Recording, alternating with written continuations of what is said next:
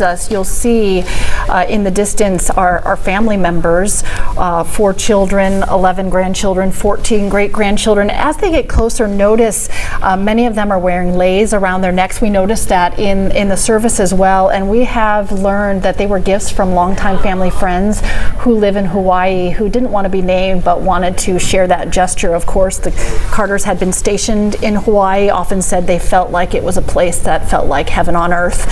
So that explains the leis around the necks. We saw that on Amy Carter's necks, a number of family members. So you'll see that as they pass by, and that's the story behind those There is flowers. that famous Hawaiian story about the Carters where Jimmy Carter had a baby on the way, and he was frustrated. He didn't have any money. They were totally broke for the most part, and they were just having a hard time making ends meet, and they needed to buy a bed, and they were pricing a bed around Hawaii, and they saw how expensive it was for a child.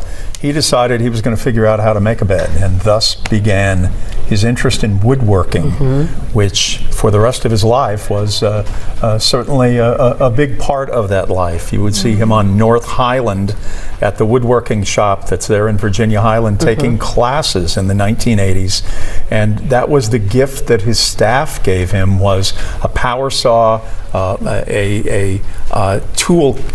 So I'm not doing a very good job describing the kind of power bench and all of that, but it was a gift from the staff that they had purchased at Sears. Yeah, and they talked, I believe it was yesterday during the service, about a table that he built for Rosalynn for her to use and have at the church at Maranatha Baptist Church, and how the table is still there at the church. He raised a lot of money with his woodworking, which, as you might expect, is just sensational. I mean, the pieces that he has done are amazing. There is a piece that he made for his grandson that is still in the high school in Plains even today as the hearse passes here, and we'll see her loved ones walking along